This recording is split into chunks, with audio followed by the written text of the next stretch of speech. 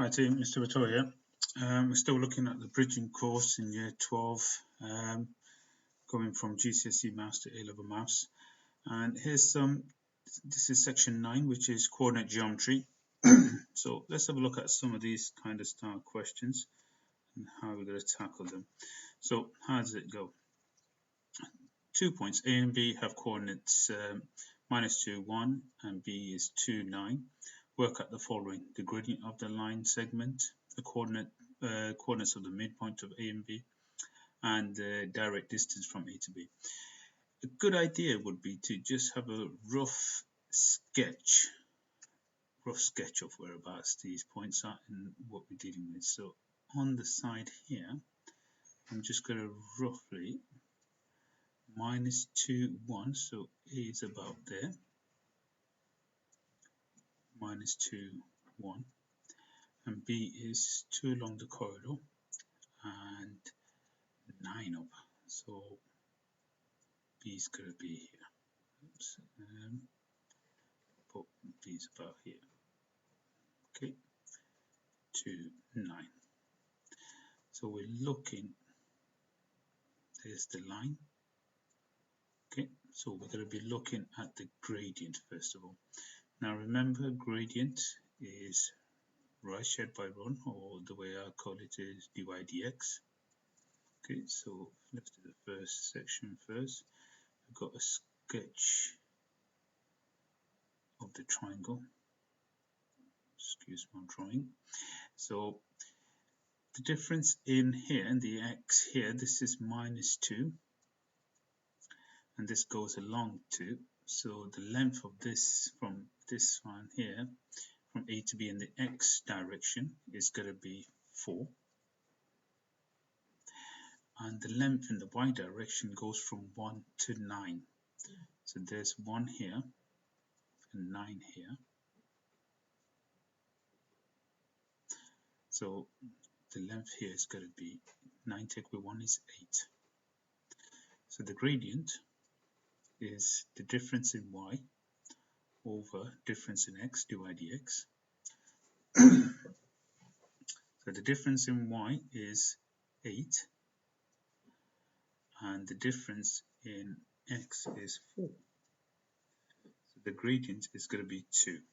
Okay, so that is going along here divided by here, length, and it is positive, so it's going up, so they're both going in the same direction. We're going along that way, and then we're going up from point A to B. Okay, part 2, the coordinates of the midpoint. The way we work out the coordinates of the midpoint of AB, so midpoint, is you you get the x coordinates of A, so the x coordinates of A is -2. Then you add the x coordinate of B, which is 2. And because we added 2 values, we want the average of those. So there's those 2 x values added together divided by 2. So midpoint always divided by 2. Likewise, for the y coordinates, we add the y coordinates of A and B. So that's 1 plus 9. And we divide that by 2. Okay. So the midpoint of AB is going to be, well, -2 plus 2 is 0 over 2. And 1 plus 9 is 10. That's going to be 10 over 2. In which case, that's going to be half a 0 is 0. And half a 10 is 5. So this is the midpoint AB. So the midpoint would occur here and then up 5, going through there. Okay. Scroll down. It goes calculate the distance AB. Now, part 3, the distance AB. Well, it's a right angle triangle we produce. There's A, there's B. So the direct distance we're going to use Pythagoras to work out the hypotenuse. So the length of AB is going to be 4 squared plus 8 squared square root, which is going to be 16 plus 8 times 8 is 64 square root, and that's going to be, that number of bonds is 70, 80. That's going to be 80 root, and we've seen this before. If we want to simplify the third form, that will be 16 times 5, biggest square number that goes into it. Root of 16 is 4 root 5. We'll write that in its simplest form. Okay. Sometimes they do ask you to find the equation of this line, since you have found x here, and you know from this point it goes through 0, 5. You could easily see that the equation of the line going through AB, I just want to put that in a different question because this is additional working. You don't need to do this, but sometimes it comes up. Equation of this line, equation of line AB is y equals, now the gradient is 2, so it's 2x, and it goes through the y-intercept at 5 when x equals 0, goes through 5. Sometimes they do ask you to find the equation of the line, and you can easily work that out once you work the gradient, and you can put in the coordinates to work out what it is. The equation of the line is obviously in the form y equals mx plus c, where you got the gradient of the slope. Gradient is the slope of the line, and the intercept where it crosses the y-axis. Okay, let's go down to another geometry style question. Now, here it goes here. Here's the equation of a curve, and it goes here. The curve with the equation y equals x squared minus 7x minus 3 crosses a straight line with the equation y equals 4x minus 3 in 2 places, rather than the coordinates of the points where they intersect. Now, earlier on we did some simultaneous equations. This is a simultaneous equations, but it's not simultaneous equations by elimination, it's by substitution. So what I'm going to do is I'm going to substitute this equation into this curve. So I know this is y. I'm going to substitute y for this linear equation. So this is equation 1. This is number 2. So if I know that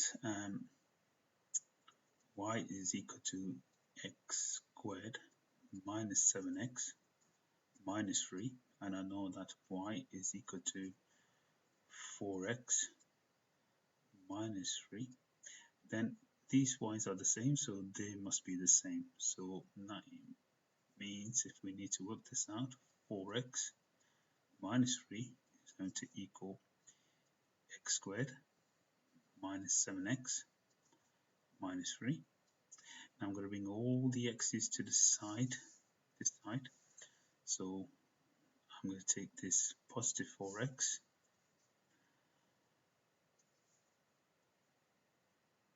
this is a plus 4x, take it to the other side, it's going to be minus 4x, and this is a minus 3.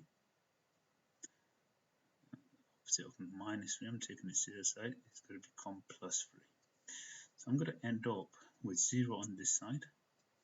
I'm going to end up with x squared minus 4x, minus 7x minus 4x is minus 11x. And careful here, you got minus 3 becomes a plus 3, so minus 3 plus 3, it's a minus 3 already on this side. We'll now plus 3 to it, and that will disappear. So I actually end up with x squared minus 11 equals 0. So I need to find the coordinates of the points where they intersect. So this is a quadratic, so all I need to do is factorize this.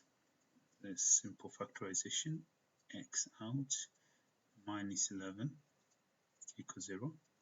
So I know I've got two solutions. So here, that x can either be 0 or x minus 11 is 0, in which case x will equal 11. Now it does say find the coordinates. Okay, since these are the same, the simple equation to put it in is into the linear equation. So call that equation 1. This is equation 2. You can then say when x equals 0, sub in 1, equation 1, y equals 4 times 0 minus 3. So y will equal minus 3. So the first coordinate I'm going to get is 0 minus 3. So that's one of the points where it intersects. If we then use the second point where x equals 11, I'm going to put sub in equation 1. So y would equal 4 times 11 minus 3, which is going to give me 44. Take away 3, which equals 41. So the second coordinate we got to get is when x equals 11, y is going to be 41. So when I ask you for find the coordinates of the points where the line intersects, it will intersect at 0 minus 3 and 11, 41. Okay, let's try another. Now you can pause this because this is very similar to this style question. So if you want, you can pause the video, have a go at this question 3, and then press play and have a look, see if you got similar stuff. So let's have a go at this. Okay, so it goes here, C is a curve with the equation y equals x squared plus 2x minus 15. Then L has the equation y equals x plus 5. L intersects C at points S and T. Find the exact length of S and T.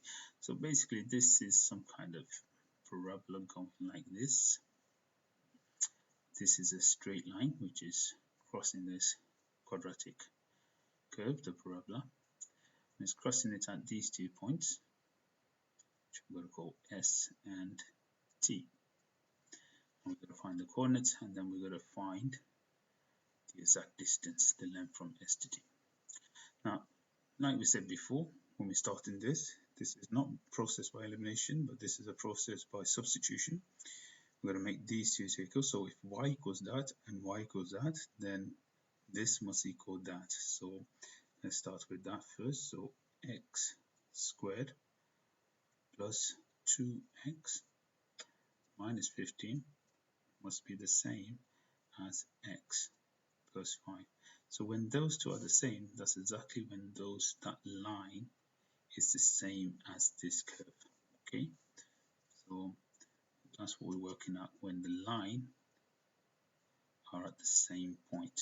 That line and the curve have the exact same coordinates. So that's why you equate that and that. We're finding when is that coordinate the same. Look at those. First thing first, let's bring the x to this side.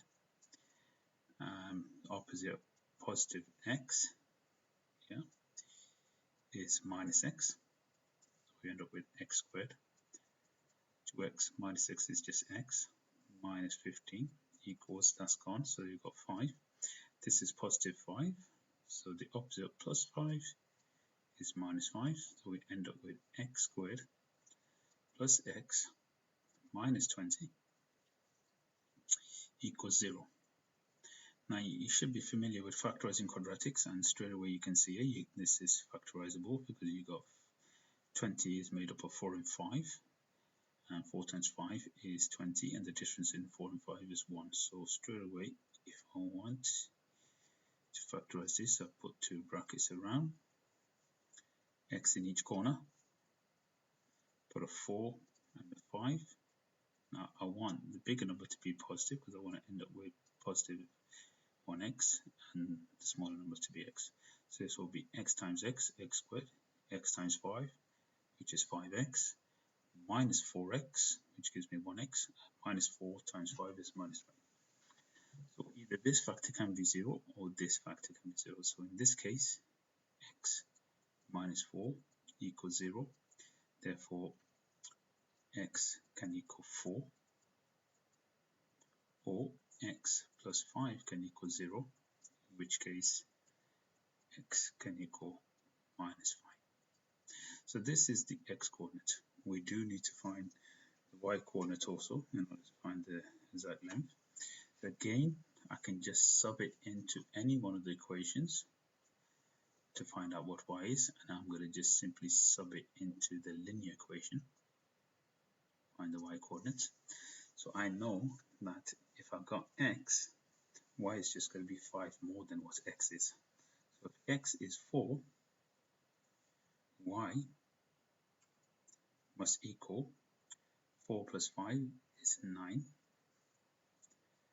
And when x is minus 5, y must equal minus 5 plus 5 is going to give me 0. Okay, so this point here is going to, looks like it's going to be minus 5 and 0. This point t is going to be 4 long and 9 up. Now what you do is, once we're doing this, once we've got the coordinates, we can produce a right angle triangle. So let's just draw this again.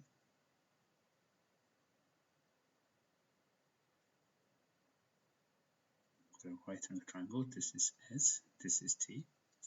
Now the difference here, this goes minus 5, this goes all the way up to 4, so that's going to be 9, the length over here in the x direction, and the length in the y direction, this is 0 and it goes up to 9, so the length here is 9.